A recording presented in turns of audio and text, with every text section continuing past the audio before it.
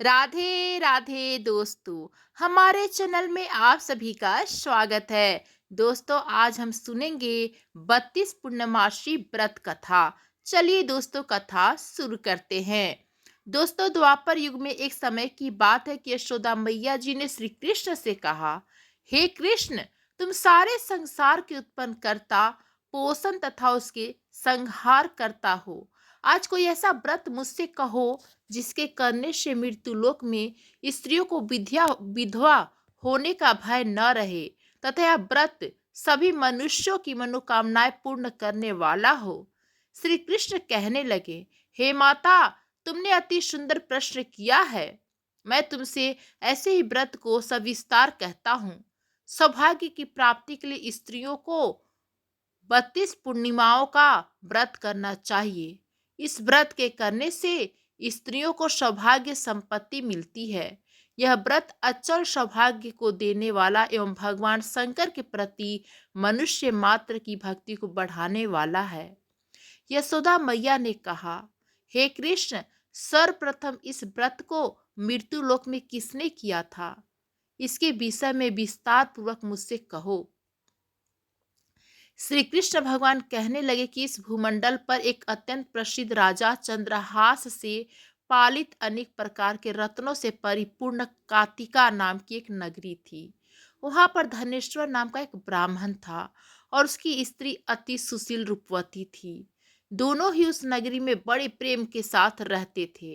घर में धन धान्य आदि की कमी नहीं थी। उनको एक बड़ा दुख था कि उनका कोई संतान नहीं थी। इस दुख से वह अत्यंत दुखी रहते थे। एक समय एक बड़ा तपस्वी योगी उस नगर में आया। वह योगी उस ब्राह्मण के घर को छोड़कर अन्य सभी के घरों से भिक्षा लेकर भोजन किया करता था। रूपवती से वह भिक्षा नहीं लिया करता था। उस योगी ने एक दिन रूपवती से भिक्षा न लेकर किसी अन्य घर से भिक्षा लेकर गंगा किनारे जाकर भिक्षान को प्रेम पूर्वक खा रहा था। धनेश्वर ने योगी को यह सब कार्य किसी प्रकार से देख लिया। अपनी भिक्षा के अनादर से दुखी होकर धनेश्वर योगी से बोला, हे महात्मन, आप सब घरों से भिक्षा लेते हैं परंतु मेरे घर की भिक्षा कभी नहीं लेते। इसका कारण क्या है? योगी कहने लगे कि निपुत्री के घर की भीख पतितों के अन्न के तुल होती है। जो पतितों का अन्न खाता है वह भी पतित हो जाता है। चूंकि तुम निपुते हो, अतः पतित हो जाने के भय से मैं तुम्हारे घर की भिक्षा नहीं लेता हूँ। धनेश्वर यह सब बात सुनकर अपने मन में बहुत दुखी हुआ और हाथ जोड़कर योगी के पैरों में गिर पड़ा तथा आर्त भाव से कहने लगा, हे महाराज, यदि ऐसा है तो आप मुझको पुत्र प्राप्ति का उपाय बताइए। आप सर्वज्ञ हैं, मुझ पर अवश्य ही यह कृपा कीजिए। धन की मेरे घर में कोई कमी नहीं है, परंतु मैं पुत्र न होने के कारण से अत्यंत दुखी हूँ। आप मेरे इस दुख को हरण करें। आप सामर्थ्यवान हैं। यह सुनकर योगी कहने लगा, हे ब्राह्मण, तुम चंडी की आराधना करो। घर आकर उसने अपनी स्त्री से सब वृतांत कहा और स्वयं तप में के निमित्त वन में चला गया।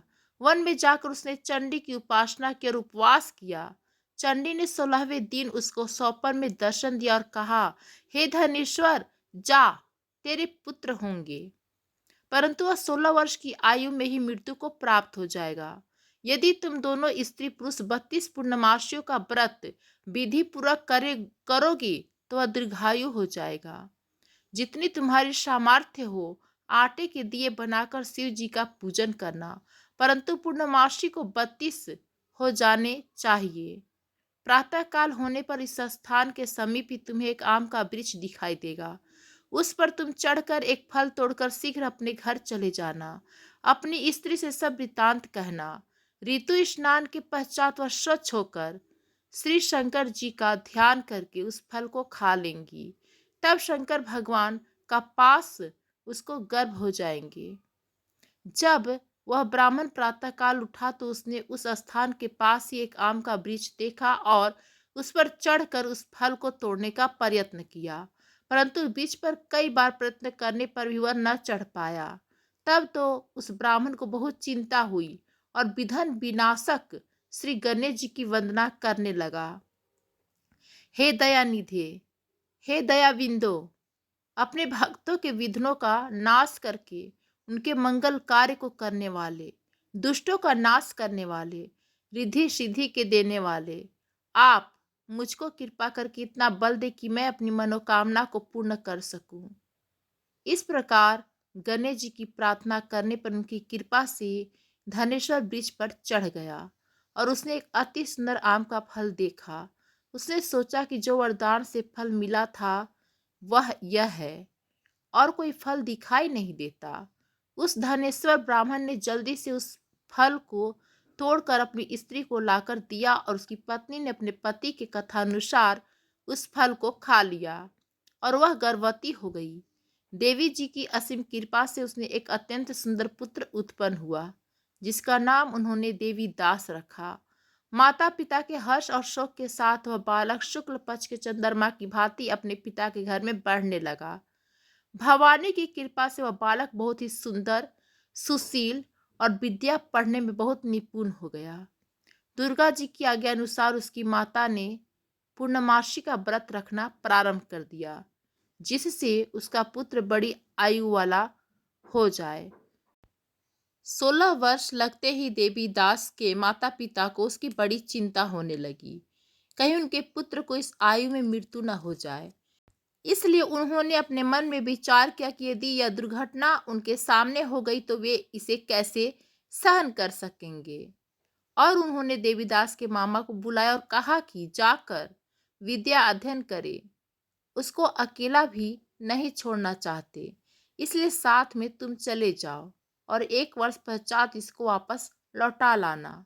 सब प्रबंध करके उसके माता पिता ने काशी जाने के लिए देवीदास को एक घोड़े पर बैठाकर उसके मामा को उसके साथ कर दिया, किंतु यह बात उसके मामा या किसी और से नहीं कही।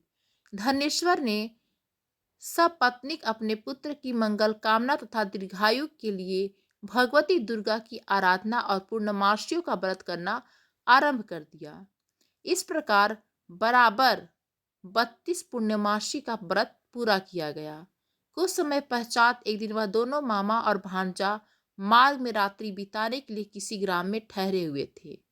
उस दिन उस गांव में एक ब्राह्मण की अत्यंत सुंदर, सुशील, विदुषी और गुणवती कन्या का विवाह होने वाला था। जिस धर्मशाला के अंदर वर और उसकी बारात ठहरी हुई थी, उसी धर्मशाला में देवीदास के मामा भी ठहरे हुए थे। संजोगवश कन्या को तेल आदि चढ़ाकर मंडप आदि का कृत्य किया गया, तो लगन के समय वर को धनुवार्त हो गया। वर के पिता ने अपने कुटुंबियों से परामर्श करके निश्चय किया कि यह देवीदास मेरे पुत्र जैसा ही सुंदर है, मैं इसके साथ ही लगन करा दूं और बाद में विवाह के अन्य कार्य मेरे बेटे के साथ हो जाएंगे। ऐसा सोचकर वह देवीदास के मामा से जाकर बोला कि तुम थोड़ी देर के लिए अपने भांजे को हमें दे दो, जिससे विवाह में लगन का सब कृत्य सुचारू रूप से हो सके। तब उसका मामा कहने लगा कि जो कुछ भी मधु पर्क आदि कन्यादान के समय वर को मिले वह सब हमें दे दिया जाए, तो मेरा भांजा इस बारात का दूल्हा बन जाएगा। यह बात वर के पिता के स्वीकार कर लेने पर उसने अपना भांजा वर करने को भेज दिया और उसके साथ सब विवाह कार्य रात्रि में विधि पूर्वक संपन्न हो गया। पत्नी के साथ वह भोजन न कर सका और अपने मन में सोचने लगा कि न जाने यह किसकी स्त्री होगी। वह एकांत में इसी सोच में गरम निश्वास छोड़ने लगा और उसकी आंखों में आंसू भी आ गए। तब वधू ने पूछा कि क्या बात है, आप इतने उदास व दुखी क्यों हो रहे हैं। तब उसने सब बातें जो वर के पिता व उसके मामा में हुई थी उसको बतला दिया। तब कन्या कहने लगी कि यह ब्रह्मा विवाह के विपरीत कैसे हो सकता है। देव, ब्राह्मण और अग्नि के सामने मैंने आपको ही अपना पति बनाया है, इसलिए आप ही मेरे पति हैं। मैं आपकी पत्नी रहूंगी, किसी अन्य की कदापि नहीं। तब देवीदास ने कहा, ऐसा मत करिए, क्योंकि मेरी आयु बहुत थोड़ी है। मेरे पश्चात आपकी क्या गति होगी, इन बातों को अच्छी तरह विचार लो। परंतु वह दृढ़ विचार वाली स्त्री बोली कि जो आपकी गति होगी वही मेरी गति होगी। हे स्वामी, आप उठिए और भोजन करिए। आप निश्चय ही भूखे होंगे। इसके बाद देवीदास और उसकी पत्नी दोनों ने भोजन किया तथा शेष रात्रि भी वे सोते रहे। प्रातःकाल 4 बजे देवीदास ने भी अपनी पत्नी को 3 नगों से जड़ी हुई एक अंगूठी दी, एक रुमाल दिया और बोला, हे प्रिय, इसे लो और संकेत समझकर स्थिर चित हो जाओ। मेरा मरण और जीवन जानने के लिए एक पुष्प वाटिका बना लो, उसमें सुगंधित वाली एक नवमल्लिका लगा लो, उसको प्रतिदिन जल से सींचा करो और आनंद के साथ खेलो कूदो तथा उत्सव मनाओ। जिस समय और जिस दिन मेरा प्राणांत होगा, ये फूल सूख जाएंगे और जब ये फिर हरे हो जाए तो जान लेना कि मैं जीवित हूँ। यह बात निश्चय करके समझ लेना, इसमें कोई संशय नहीं है। यह समझकर वह चला गया। प्रातःकाल होते ही वहां पर बाजे गाजे बजने लगे और जिस समय विवाह के कार्य समाप्त करने के लिए वर तथा सब बाराती मंडप में आए तो कन्या ने वर को भली प्रकार से देखकर अपने पिता से कहा कि यह मेरा पति नहीं है। मेरा पति वही है जिसके साथ रात्रि में मेरा परिग्रहण हुआ था। इसके साथ मेरा विवाह नहीं हुआ है। यदि वह वही है तो बताए कि मैंने इसको क्या दिया। मधुपर्क और कन्यादान के समय जो मैंने भूषणादि दिए थे उन्हें दिखाए तथा रात में मैंने क्या गुप्त बातें की वह सब सुनाए।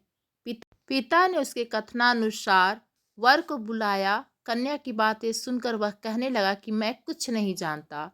इसके पश्चात लज्जित होकर वह अपना सा मुंह लेकर चला गया और सारी बारात भी अपमानित होकर वहां से लौट गई। भगवान श्री कृष्ण बोले, हे माता, इस प्रकार देवीदास काशी विद्याध्ययन के लिए चला गया। जब कुछ समय बीत गया तो काल से प्रेरित होकर एक सर्प रात्रि के समय उसको डसने के लिए वहां पर आया। उस विषधर के प्रभाव से उसके शयन का स्थान चारों ओर से विष की ज्वाला से विषैला हो गया, परंतु व्रतराज के प्रभाव से उसको काटने न पाया, क्योंकि पहले उसकी माता ने 32 पूर्णिमा का व्रत रख कर रखा था। इसके बाद मध्याह्न के समय स्वयं काल वहां पर आया और उसके शरीर पर पड़ा। भगवान की कृपा से उसी समय माता पार्वती जी के साथ श्री शंकर जी वहां पर आ गए। उसको मूर्छित दशा में देखकर पार्वती जी ने भगवान शिव से प्रार्थना की कि महाराज, इस बालक की माता ने पहले 32 पूर्णिमा का व्रत किया था, जिसके प्रभाव से हे भगवान आप इसको प्राण दान दें। भवानी के कहने पर भक्त वत्सल भगवान श्री शंकर जी ने उसको प्राण दान दे दिया। इस व्रत के प्रभाव से ही काल को छोड़ देना पड़ा और वह स्वस्थ होकर बैठ गया। उधर उसकी स्त्री उसके काल की प्रतीक्षा किया करती थी। जब उसने देखा कि उस पुष्प वाटिका में पत्र पुष्प कुछ ही भी नहीं रहे तो उसको अत्यंत आश्चर्य हुआ और जब वह वैसे ही हरी भरी हो गई तो वह जान गई कि वह जीवित हो गए। यह देखकर वह बहुत प्रसन्न मन से अपने पिता से कहने लगी कि पिताजी, मेरे पति जीवित हैं, आप उनको ढूंढिए। जब 16वां वर्ष व्यतीत हो गया तो देवीदास भी अपने मामा के साथ काशी से चल दिया। इधर उसके ससुर उसको ढूंढने के लिए अपने घर से जाने वाले ही थे कि वह दोनों मामा भांजे वहां पर आ गए। उसको आया देखकर उसका ससुर बड़ी प्रसन्नता के साथ उसको अपने घर में ले आया। उस समय नगर के निवासी भी वहां इकट्ठे हो गए और सबने निश्चय किया कि अवश्य ही इसी बालक के साथ इस कन्या का विवाह हुआ था।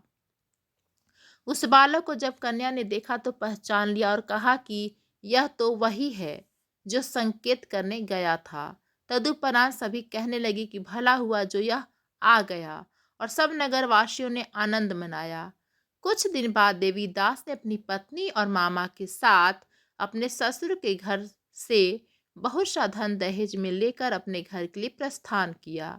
जब वह अपने गांव के निकट आ गया तो कई लोगों ने उसको देखकर उसके माता पिता को पहले ही जाकर खबर दे दी कि तुम्हारा पुत्र देवीदास अपनी पत्नी और मामा के सहित आ रहा है। ऐसा समाचार सुनकर पहले तो उन्हें विश्वास ही नहीं हुआ, किंतु जब और लोगों ने भी उनकी बात का समर्थन किया तो उनको बड़ा आश्चर्य हुआ। लेकिन थोड़ी देर में ही देवीदास ने आकर अपने माता पिता के चरणों में अपना सिर रखकर प्रणाम किया और उसकी पत्नी ने अपने सास ससुर के चरणों का स्पर्श किया, तो माता पिता ने अपने पुत्र और पुत्रवधू को अपने हृदय से लगा लिया और दोनों की आंखों में प्रेमाश्रु बह चले।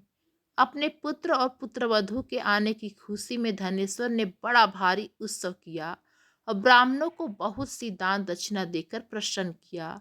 श्री कृष्ण भगवान जी कहने लगे कि इस प्रकार धनेश्वर 32 पूर्णिमाओं के व्रत के प्रभाव से पुत्रवान हो गया। जो भी स्त्रियां इस व्रत को करती हैं वे जन्म जन्मांतरों में वैधव्य का दुख नहीं भोगती और सदैव सौभाग्यवती रहती हैं। यह मेरा वचन है, इसमें कोई संदेह नहीं मानना। यह व्रत पुत्र पौत्रों को देने वाला तथा संपूर्ण मनोकामनाओं को पूर्ण करने वाला है।